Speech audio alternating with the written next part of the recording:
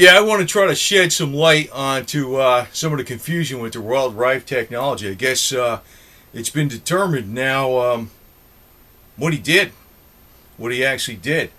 And I'm going to bring up a couple caveats about some things about, maybe why the exact precise frequency that is listed even under supposed original Rife frequencies may not be right exactly what you want to use, and a couple other things. First off, I guess it's major medical belief, or it's thesis or whatever, per their investigations into the the body, what causes cancer. I know there's a lot of alleged different reasons, and I say that there's one theory has it that it's a virus. It's a virus. Some say it's a fungus. Some say it's a bacterium. And also there's people that actually say the virus changes into a bacterium and back and forth. They say this is impossible, but supposedly it's been observed under the optical Rife designed microscope that he developed in the 1930s that actually had a 60,000 power magnification that actually could see objects smaller than a particle of light. And the way he did that was by using a complicated system of prisms or something that split the light particles. So the bacterium would, like a lot of times you would see microbes that look like they're almost like a purplish hue. And that gave him a good idea of what frequency to apply, because the color of light is actually a frequency. It's actually, so it gave him an idea of what frequency to apply. Now, actually, there's probably more than 2 or 3 viri that actually cause cancer. I think Rife found 2 of them, and actually our bodies are changing, because it's like our bodies are changing maybe from the 30s. Microbes are probably changing since the 30s. And this is another complexity about this technology that may be causing confusion, or maybe why it works or doesn't work. Also, I want to put out that the frequency generators and equipment they used back in the 30s was nothing of the accuracy of the stuff they got today, the electronic equipment they got today. In other words, you use vacuum tubes, and sometimes the vacuum tubes, when they warmed up, there would be a little difference or variation in the frequency that it put out. So maybe even the published data that we think is the exact right frequencies aren't even accurate.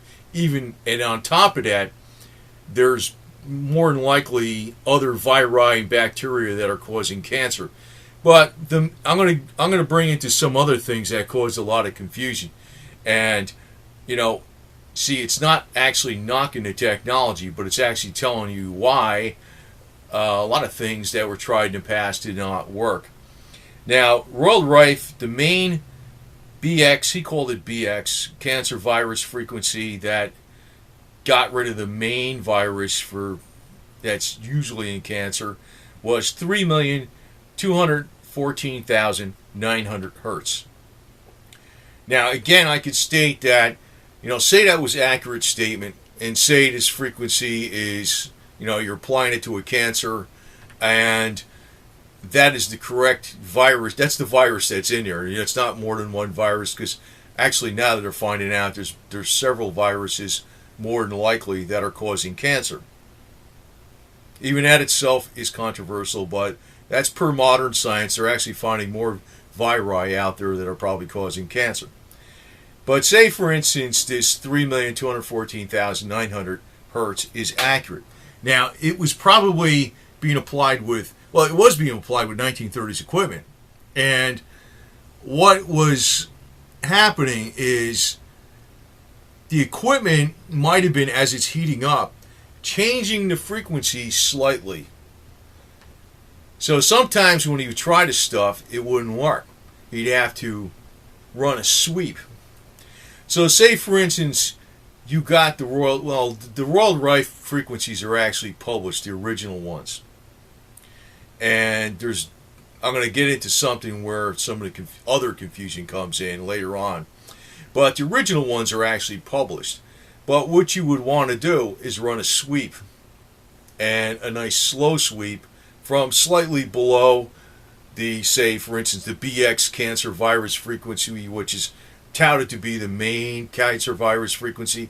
You'd want to run something below the 3,214,900 hertz to slightly above it and try to get where it is. Because when he applied that frequency, the equipment from the 1930s might have been putting out variation. Well, it was. It wasn't anywhere near the absolute locked-on specification that the stuff is today. I mean, even if you compare, the biggest IBM mainframe computers back in the 70s, your typical the cheapest smartphone out there has way more computing power than that. And now I'm talking from the 70s till now, and we're talking about the 1930s. So I'm not knocking the idea, but I'm saying this is where a lot of the confusion comes in about. Now I'm going to add something else. His business partner, Philip Hoyland, actually did something else. And I don't know if you can try to hide something, maybe, I don't know. But anyway, he used what he called a carrier frequency.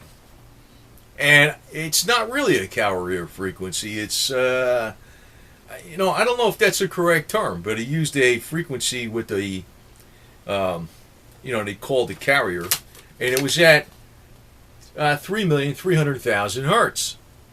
That's what it was.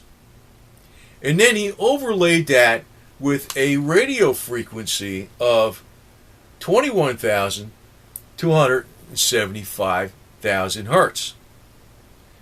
So what that created was a bunch of harmonics in the frequency. In other words, here's the main frequency here, 3,300,000 hertz.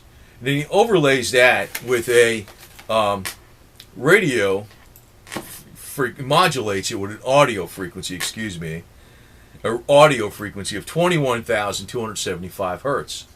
So it creates other bands, sidebands, every 21,275 hertz away from the main frequency of 3,300,000 hertz.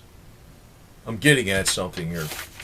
So if you do the calculation and you follow the actual sidebands, the calculation, it actually goes up and it goes down.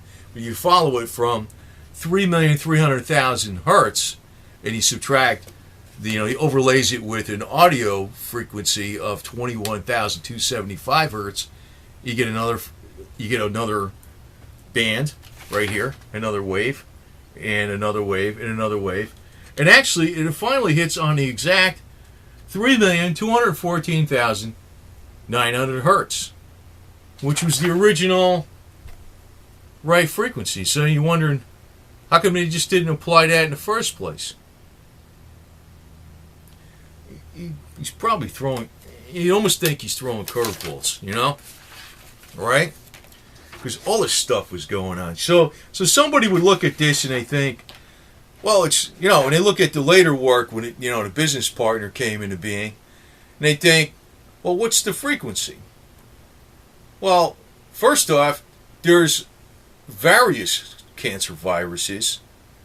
Then on top of that, there's the inaccuracy, the innate inaccuracy of the equipment in the 30s and the 40s, even in the 50s, the 60s.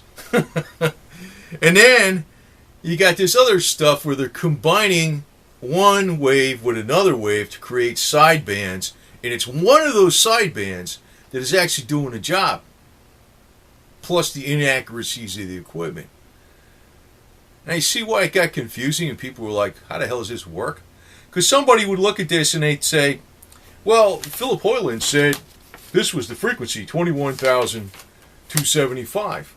And, we're talking about one alleged virus for cancer, of which there's at least several, that we even supposedly know about.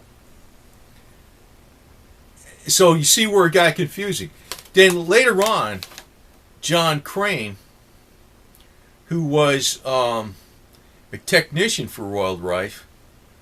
And from my readings is, he don't, now I'm not to say I'm going to understand what Royal Rife did. I don't understand this stuff well. I'm trying to give it to you in basics, but maybe more succinctly than somebody might give it to you in very technical terms. But say, for instance, John Crane came on, he worked with Royal Rife as a technician. It looks like John Crane didn't know exactly what Royal Rife did. But there was another problem whereby people were using radios at, that was coming on and technology was being used everywhere. And you could not broadcast a radio signal out legally anymore. That was another thing. So John Crane came up with the pad type machines. Now, he used square waves, and I don't know how he calculated from, see, Royal Rife used sine waves, and I know there's actually a lot more history to how much he did. There was like sine waves, and it's a little more involved, and I'm kind of making it more compact the way I'm putting this out. But John Crane somehow converted Royal Rife's sine waves into square waves so they could be delivered via a pad type device that actually, touched the skin, and you put it on the opposite side. Supposedly if you had a tumor on your arm, you put it on one side and the other side, and it would attempt to knock out the virus that's in the tumor. Now, I'm going to say from my research and readings, I think his devices were somewhat effective if you had a lesser ailment, but if you had something like really serious, like terminal, I don't think it worked at all, and I think that's why he got in trouble, because somehow, even though his devices were like a watered down version of what Royal Rife did, it just wasn't anywhere near as effective. Now, the story goes with Royal Rife, he cured terminally ill cancer patients and terminally ill tuberculosis patients, mainly cancer patients. He cured. That's the story. Now, what Crane did later on, I don't want to knock this person or not. I'm not knocking the person at all. I'm just saying because I don't, my technical expertise is nowhere near that. But I'm just saying that the guy was a genius. I'm saying he was a genius, but he could not make devices with radio waves because of the restrictions with, the Federal Communications, right? He couldn't do it. So he made the pad type machines, and they were not as effective. And part of the reason may be, a radio wave will go right through anything. It'll go right through a brick wall. It'll go through anything, wood, just anything, right? Whereas electricity that's delivered via a contact device will follow the path of least resistance. So, ergo, you almost would think this is a little pretty simple logic, that when you're using a contact pad device and you're applying electricity, say his conversion from the Rife sine waves to the square waves was accurate, and that was fine. Let's say it was. But when you're using the method of using electricity, what will happen is the electricity will follow the path of least resistance. And in, pretty much all common medical knowledge out there, pretty much, that pathogens are usually in places of where there's little blood flow, and they're like in a lymph system. They're in places where not much oxygen gets into. This is why the body can't really fight them off, because even the body's own defense systems can't get in there, and they basically are in areas that have very little blood flow, which means they have very high electrical resistance. So in other words, if you're applying these currents, they're going right around where the pockets of pathogens would be. That may be why his devices weren't as effective. Definitely weren't as effective. But in Rife's technology, when he was using radio frequencies, that would just go through anything. I mean, if it was like high electrical resistance or not, it wouldn't matter. I mean, if it was going to go, if you could say this pencil was wood and you had a piece of copper, next to it, if it was a crane device, it would follow the piece of copper, and say all the pathogens were in the wood, it would bypass it. But with the Royal Rife radio frequencies, the frequencies would go right through the copper and the wood. I'm just making an analogy to, the body with blood flow areas and places that don't have much blood flow areas. So that's why probably the Royal Rife apparatus was way more effective. Now, again, I have to state that, the technology in the 1930s and the accuracy of the equipment, and as it warms up and all the tubes and stuff, I don't think it has to be tubes. See, that was another thing they used to throw out there. Oh, yeah, you got to use vacuum tubes. You can't use any kind of, electronic devices that are, digital or whatever. I don't even know this stuff, but, that's not true. I think what's going on is that, when he thought he had the frequency and wrote it down, it could have been a little bit different, because he remembered he had to adjust the equipment a little bit. It was the inherent inaccuracy of the equipment that was causing him to actually have to adjust the equipment a little bit when he was running, and that's why he had to run some sweeps. So we may not, even though we have the original published Rife frequencies that use sine waves, we probably may not have pinpoint accuracy on that. And plus, we don't know every single virus or bacterium or whatever that causes cancer, for instance. Now, I should comment a little bit about Hulda Clark. When she published her frequencies, now I don't know if this is how accurate her list was, and I don't think she had a Rife microscope, but she probably was accurate in a lot of her work. And I guess the big caveat is when you're applying electricity through the body, it's going around the areas where the most electrical resistance is. So I guess if you're using the Hulda Clark frequencies with a plasma device, they're probably going to work well. Now here's another caveat. People who make these plasma devices that have a short range where they can send the frequency signal, it's not going to go miles like a radio frequency, but it will permeate everything. The problem is sometimes there's different quality and stability of the signal. So if you have a plasma device, and say you set it on this 3,214,900, and the generator's putting that out exactly, is it going through the amplifier and into the plasma device and emitting an actual signal of 3,214,900? Provided you got the right signal. Is it doing that? See, that's where a lot of this technology gets a little but we do pretty much know what Royal Rife did. Pretty much. So, and actually I think Hulda Clark's work probably, a lot of it's probably pretty damn good.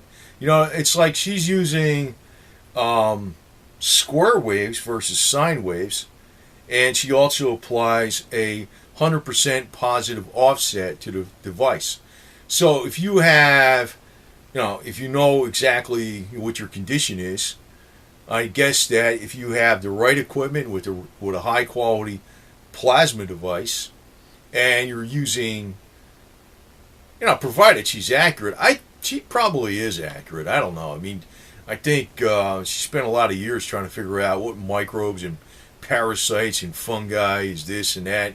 It probably does work. It's just that if you're going to use the handhelds or something like that, and you're applying electricity through the arms, and say the cancer's in your stomach, and actually most microbes are actually in the gut lining, how the hell is that going to work? And now, so that's a problem actually she acknowledged, right?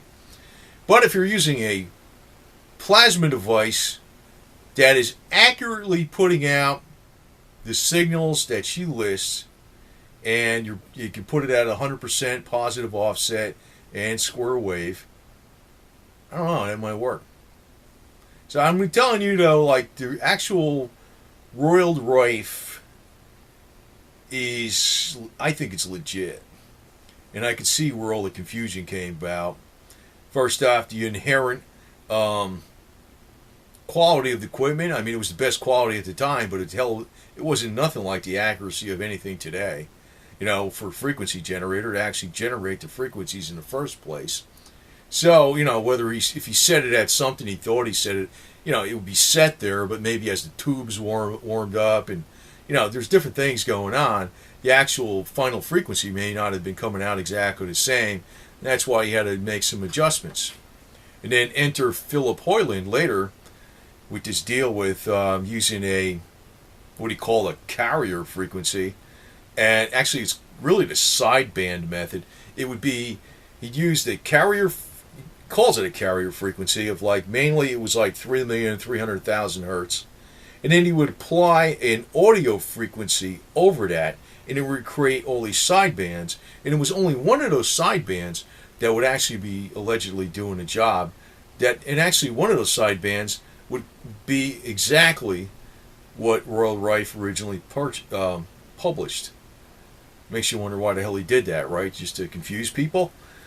Yeah, maybe. But anyway, I just want to shed some light on this because, you know, there's a lot of videos out there on Royal Rife, and I believe them. You know, I mean, I think the guy really, you know, I think he got in trouble because he was going to put medicine out of business, maybe.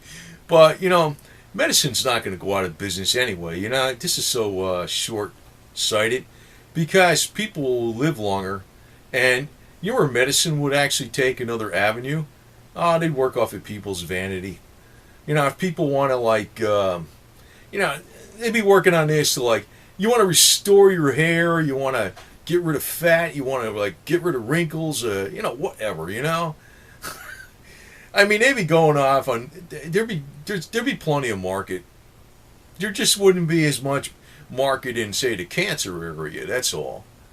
And, you know, that's how I think of it. You know, it's almost like anything that comes out. It's like, you know, when it came out with electric power tools for building houses, and they found a way to make lumber real fast, and you have to do it by hand and all this garbage. Yeah, they're going to put all these people out of work. It doesn't work out that way. It just makes, you know, because people got unlimited aspirations for things they want. So it just, more markets crop up, you know. And actually in the medical field, I'll repeat that again, there's no limit to people's vanity. You know, if you cured every freaking disease out there, what would happen to the medical industry would probably be like, you know, they want to be younger, they want to look better, they want to have less wrinkles, they want to have less fat, they want to feel better. I don't know. They want heightened intelligence. Who the hell knows? I have no idea. There would be no limit to what people would want anyway. So even if you cured all disease, the medical establishment's not going to run out of money. It's just going to change, and they should keep that in mind when they're looking at this technology, because they ain't going to go out of business anyway, because it's human nature. People will want something else anyway. They'll want more vibrant health. They'll want something. They want to live to be longer than Noah, 950 years old or something. And the medical world will have to be, you know, there'll be a market for that. There'll be a market for it. So I'm putting that out there because, you know, people in the medical world will be looking at this like, you can't cure cancer, put us out of business. But maybe not. You won't go out of business. You won't. It'll just change. You have to change your business. You'll have to change your business model. That's assuming this is all absolutely correct, but I think there's a hell of a lot of merit to it. And I just wanted to shed some light onto why it's so confusing with this World Rife stuff, and, you know, controversial and all this stuff. It's actually, a lot of light has been shed on what Royal Rife did in the last several years at least, and it's pretty much well known what he did. So take the ball and run with it, man.